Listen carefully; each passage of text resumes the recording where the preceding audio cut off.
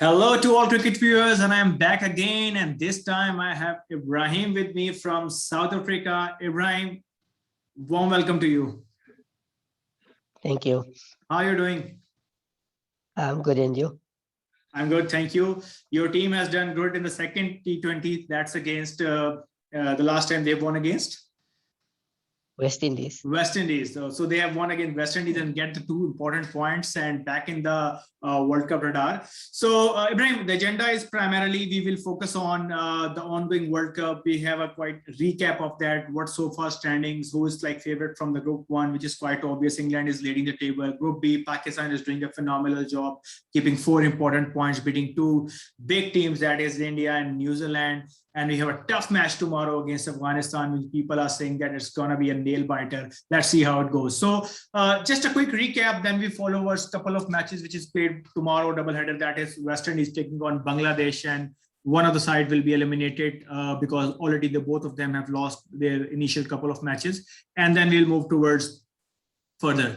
So Ibrahim, let's talk about overall recap of so far. If you go to the point table from Group A, England is leading by 4 points, followed by Sri Lanka, whose like match against Australia is ongoing, and which is likely that Australia will win that. And from Group B, Pakistan dominating. Afghanistan played exceptional cricket and they beat Scotland by 130 runs with a net run rate of 6.5, which can be vital in upcoming matches. So what do you say on that? Group A, Group B, even though it's still a bit of start, how can you rate which team is like looking more dangerous from Group 1 and Group 2?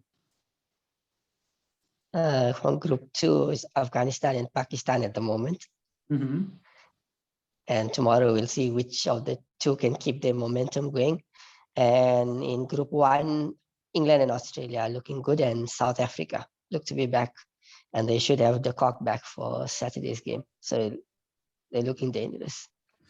Yeah, again, as Ibrahim mentioned, that it's still early to say, but as far as tables are concerned, right now it seems that Australia, South Africa, and England are favorites from the top because eventually 2 teams have to qualify. And from the Group 2, we have Pakistan, Afghanistan, and it's a very tough match against New Zealand and India. So starting from that, Ibrahim, New Zealand and India will be a very interesting contest. Whenever these 2 teams meet, it's a quite like both are heavyweights team, both have like defeated by Pakistan, and both tried their level best to win this match.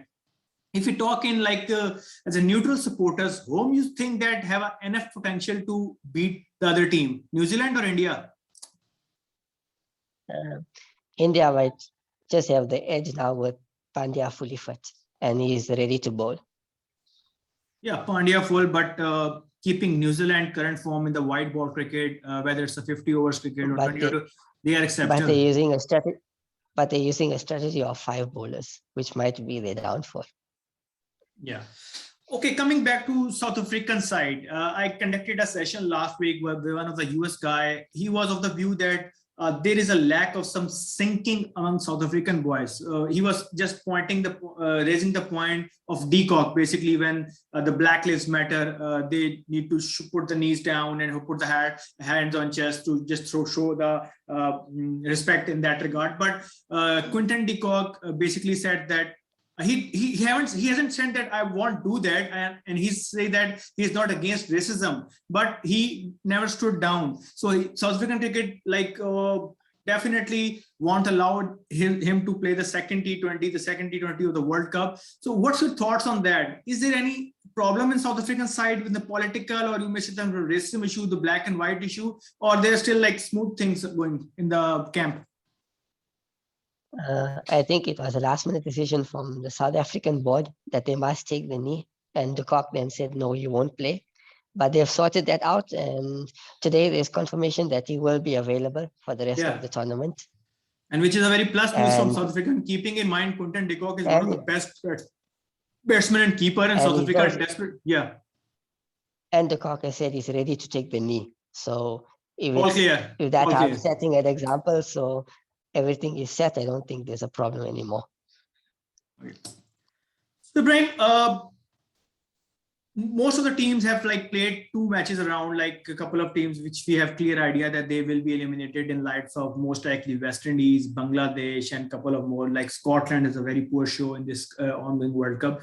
So as the World Cup going on, we have like quite obvious picture that a few teams will be eliminated quite early.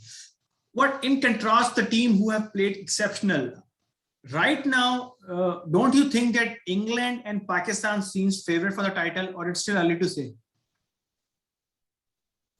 They do seem to be the favorites for the title, and Pakistan could even push that more if they win tomorrow against Afghanistan.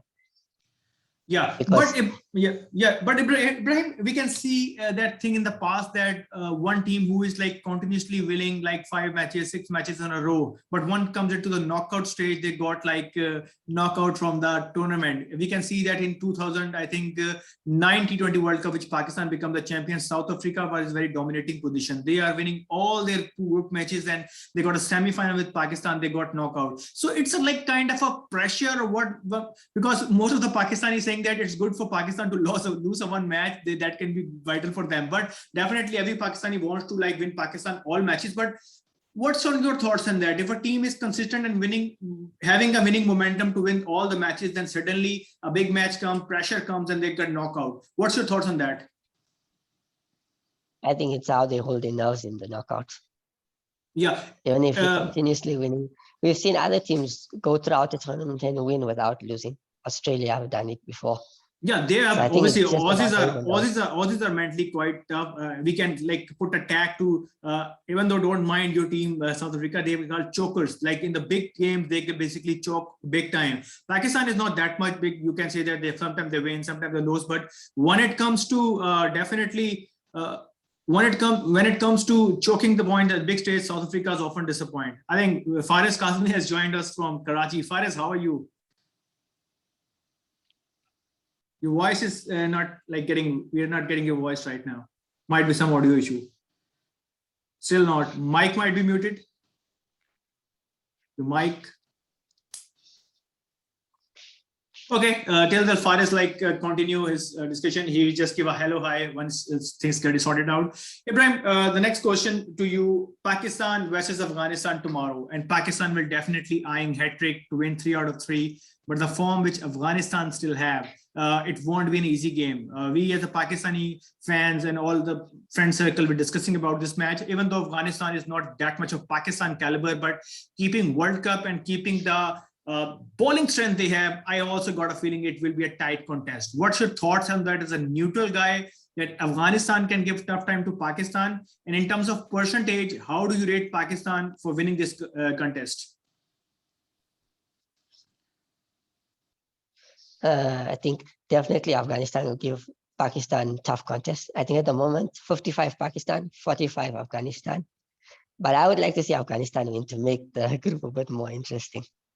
Okay, you want Afghanistan to win to make group more interesting. But if Pakistan wins, we are, I guess, virtually 90% in the semi-final. Yeah. If win tomorrow, then there's a sure shot that Pakistan 3 out of, because Namibia and Scotland, it's a miracle happen if they got beaten by, they got Pakistan, Pakistan, but I don't think so that Scotland and Namibia will have any potential that they will beat Pakistan. So just win and they secure your position in the semi-final. Faris, you got your mic back? And if they lose, and if Pakistan lose tomorrow, then I think ideal for them will be New Zealand to win against India on Sunday, because then they'll know what they have to do if it comes down to 3 teams winning 4 matches, because they play last from the 3 teams. Okay, Afghanistan and New Zealand. If we talk about the last 5 encounters, Afghanistan have win 4 out of last 5, and Pakistan have win last 3 of the last 5, which is like definitely Afghanistan has played some minnows team as well. And Pakistan last 2 performance was outstanding. So coming back to the playing 11, as we are discussing Pakistan versus Afghanistan, Ahmad Wasim has got himself injured in the last game due to knee injury. He was playing some reverse sweep and the fast bowler get him hit on the knee. So if Ahmad Wasim won't be the part of playing 11, if you suppose, then who you think will be the replacement of Ahmad Wasim for Pakistan side? I think Mohammad Nawaz, because they want the extra spinner. Extra spinner, and as well he's performed the all-rounder type of over. He can like bowl as well as he can bat. Yeah. Ahmad Wasim is a perfect replacement of Ahmad Wasim. Yeah. Okay. Definitely Mohammad Nawaz. So let's talk about a bit the second match of tomorrow, that is between West Indies and Bangladesh, even though that match has a bit importance of their fans respectively. But when it's talk about overall and generic, both teams lost both matches and not a very good performance from either team. Whom you think as a favorite, either West Indies or Bangladesh, or definitely who will be lose, will definitely out of the World Cup, no question about that. So how do you rate like West Indies and Bangladesh in tomorrow's encounter? I think Bangladesh might spring up a surprise with this winners, because West Indies are struggling to rotate the strike in the middle, and they're just trying to play the big shots, and they're getting themselves in trouble. So I think this could be Bangladesh's match to win. Bangladesh, and if Bangladesh win, then West Indies will fly to the West Indies again, because they don't have enough matches left to win, because 3 out of 3 straight away you are out of the tournament. Yeah. So, But anything is possible. I think they're playing in Sharjah, so maybe the West Indies shots might work. Okay, because they might just go off the ground. Just talk about bit about a semi-final spot. I know it's a bit early, but for instance, let's like do some table talk and table round that. For instance, England and Australia qualify for the group 1. For instance, it can be South Africa, and definitely you will like to say that I will say South Africa. And second group, Pakistan, and you never know. I have a gut feeling might be Afghanistan will qualify, but for the safer end, I say Pakistan and India. So I think what the as per points table, Group A first position will play with the Group B second. Is this the case? Yeah. So in that case, England will play India and Pakistan will play Australia. So how can you rate these matches if this happen? Australia versus Pakistan, India versus England. Who will be the good for the final? Even though I'm saying it's quite early to say, but just for the sake of prediction. I would like to see a Pakistan-India final then.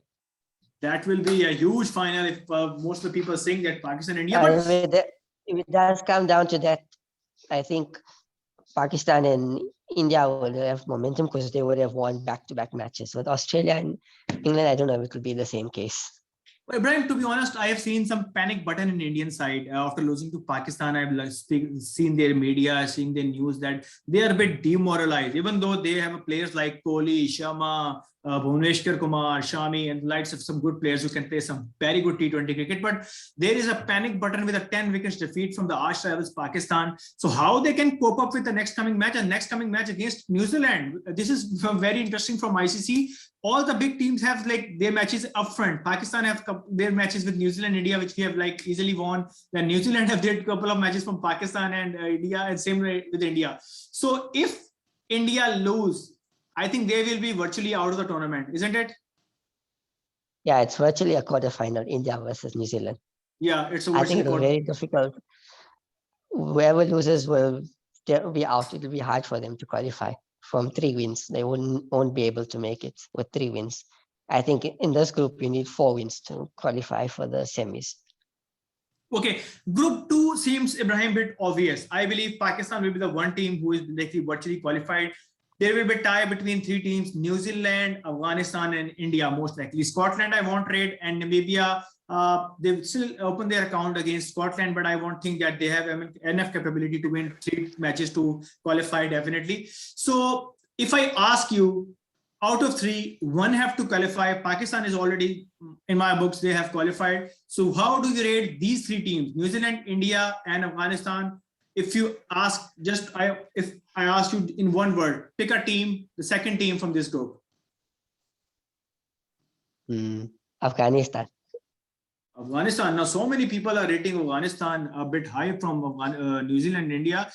I'm not sure the exact reason. Might be the run rate factor, or might be they have potential to play in this pitches quite well, and they are doing fabulous job. Time will tell, but Afghanistan can turn the table, and it will be quite surprised if Afghanistan reaches the semi-final. And I remember one of the Indians ex-commentator, might be Kash Chopra or Sanjay Manjrekar, once said before the tournament that there is a chance that Afghanistan will play the semis. We are basically underestimated them, and Afghanistan is showing their true colors right now. So let's see. Group A is a bit tough. I think it's too early to say who will qualify, but I believe England will be there, as I told Pakistan from Group 2. So England will be there definitely, and the other 2 teams that can be either Australia, or it can be South Africa. Time will tell. Sri Lanka, I'm not sure the current position. Let me check the cricket info. What's the Australia match going on? And if they have chased down or still with interesting position. Oh, it's I think quite. David Warner just got half century. Oh, it's a walk in the park, like 40 odd runs, like 40 odd balls. Australia will cut it. So Australia can also be a favorite for this match. Australia and England can be, yes. Australia could be now chance of beating England. David Warner is coming into form. Yeah, time will tell. So, could be more- Ibrahim, I think it's enough for today. I will definitely want you to take in South Africa matches in particular, keeping your time zone and your time in mind. You are a very good expert. And again, I'm telling my viewers, please subscribe the Ibrahim's channels once again. Ibrahim is another sports loving person who is from South Africa. Ibrahim, can you please specify your channel name again to the viewers? It's EB Sport Talk. EB Sport Talk. I will also said that to my subscribers, please follow Ibrahim and help him out to reach their landmark of 1,000 subscribers and also watching videos. Ibrahim, thank you once again to coming joining the show. It's a great pleasure talking with you again and again. It's so again, thank you. I will keep you taking a loop and hopefully and inshallah we will stay in touch. Take care, bro. Allah Hafiz. Thank you for inviting me. Yeah.